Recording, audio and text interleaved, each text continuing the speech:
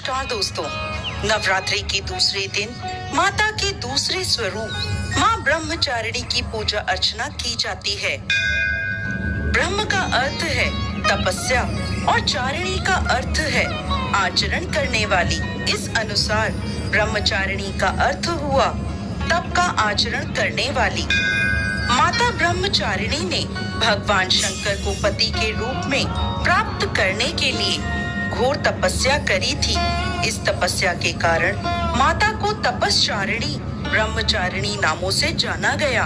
इनका स्वरूप अत्यंत तेजमय और भव्य है। श्वेत वस्त्र पहने, दाहिने हाथ में जप की माला लिए और बाएं हाथ में कमंडल धारण करे हुए इनकी पूजा करने से साधक का मन स्वाधिष्ठान चक्र में स्थिर होता है। अपने पिता दक्ष प्रजापति द्वारा किए गए भोलेनाथ के अपमान से क्रोध में आकर योगाग्नि में भस्म होने के बाद माता सती ने पर्वतराज हिमालय के घर पुत्री के रूप में जन्म लिया। यहाँ उनका नाम पार्वती या शैलपुत्री रखा गया। जब पार्वती बड़ी हुई, ब्रह्मा जी के मानस पुत्र देवर्षि नारद ने उन्हें दर्शन दिए और उन्होंने पार्वती जी को बताया कि यदि वह तपस्या की राह पर चले तो अपने पूर्व जन्म के पति भगवान भोलेनाथ को वो पति के रूप में प्राप्त कर सकती हैं। नारद मुनि के उपदेशानुसार भोलेनाथ को पति के रूप में प्राप्त करने के लिए पार्वती जी ने घोर तपस्या करी। उन्होंने 1000 सालों तक केवल फल और फूल खाकर तपस्या करी। फिर 100 सालों तक केवल साग खाया। कठोर तप करते हुए माता ने खुले आकाश के नीचे बारिश, धूप और ठंड के भयानक कष्ट सहे। इतनी कठोर तपस्या करने के बाद 3000 सालों तक धरती पर गिरे हुए बील पत्रों को खाकर भोलेनाथ की पूजा अर्चना करी। फिर कुछ समय बाद उन्होंने वह बील पत्र खाना भी बंद कर दिया। इसके बाद हजारों सालों तक उन्होंने बिना कुछ खाए पिए कठोर तप किया। इस तपस्या के कारण देवी का शरीर दुबला पतला और शीर्ण हो गया। उनकी यह निर्बल दशा देखकर उनकी माता मैना को बहुत दुख हुआ। उनकी इस कठोर तपस्या को देख तीनों लोकों में हाहाकार मच गया। सभी देवता, ऋषि और पुण्य आत्माएं माता की तपस्या की प्रशंसा करने लगे। अंत में देवी के तप से प्रसन्न होकर ब्रह्मा जी उनके समक्ष प्रकट हुए और उनसे पूछने लगे, हे देवी, आज तक किसी ने भी इतनी कठोर तपस्या नहीं करी। ऐसी तपस्या केवल आप ही से संभव है। आपकी इस परम पवित्र और अलौकिक तपस्या की चर्चा चारों दिशाओं में हो रही है। आपकी मनोकामना अवश्य पूरी होगी।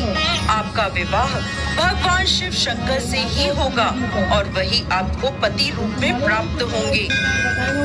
अब आप इस तपस्या को खत्म करें और अपने घर लौट जाएं। आपके पिता आपको लेने आ रहे हैं। इसके बाद माता ने तपस्या खत्म करी और अपने पिता के साथ अपने घर लौट आईं। और कुछ समय बाद भोलेनाथ ने माता पार्वती को अपनी पत्नी के रूप में स्वीकार किया। लंबे समय तक कठोर तप करने के कारण ब्रह्मा जी ने माता पार्वती को नाम दिया ब्रह्मचारिणी। इस दिन विधि विधान से माँ ब्रह्मचारिणी की पूजा अर्चना करने से सभी मनोकामनाएं पूरी होती हैं और विशेष फल की प्राप्ति होती है। इनकी पूजा अर्चना से त्याग, संयम और सदाचार जैसे गुणों की प्राप्ति होती है। माँ ब्रह्मचारिणी की पूजा अर्चना से व्यक्ति को धैर्य प्राप्त होता है और विजय की प्राप्ति होती है।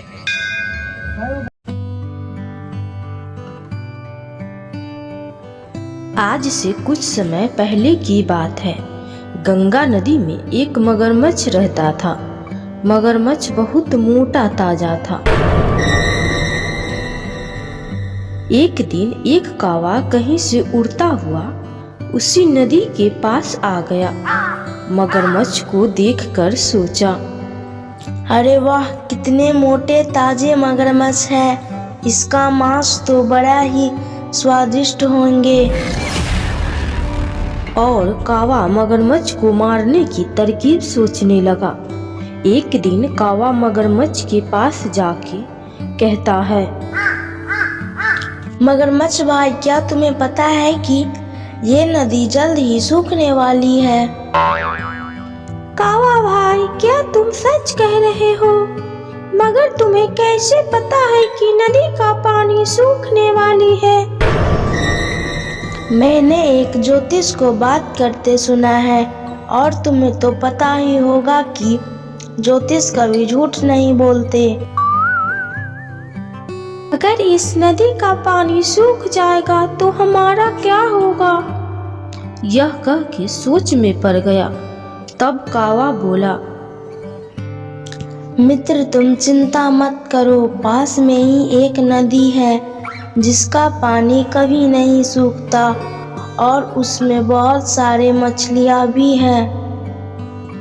मगरमच्छ कावा की बातों में आ गया और जाने के लिए तैयार हो गया। अगले दिन सुबह होते ही दोनों निकल पड़े। सुबह से शाम हो गई।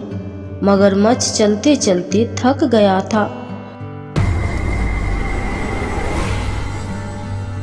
कावा भाई, अब मैं थक गया हूँ, आखिर वो नदी कब आएगी? तब कावा बोला, मगरमच्छ भाई, तुम कितने भोले हो। मैं तो तुम्हें मार कर खाना चाहता था, इसीलिए नदी का बहाना करके इतनी दूर ले आया। अब तो तुम यहाँ से जा भी नहीं सकते, क्योंकि रास्ता तुम्हें मालूम नहीं है।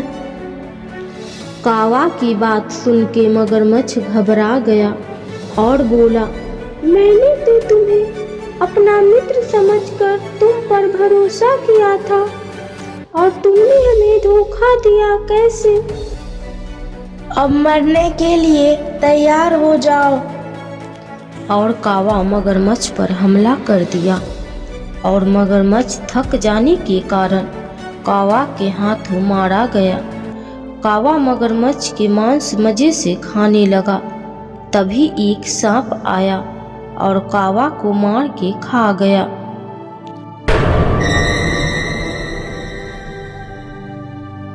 तो हमें इस कहानी से क्या सीख मिलती है कि कभी भी किसी दूसरों की बातों में नहीं आना चाहिए और कपटी दोस्तों से सावधान रहना चाहिए, और आप जैसा कर्म करेंगे वैसा ही फल मिलेगा।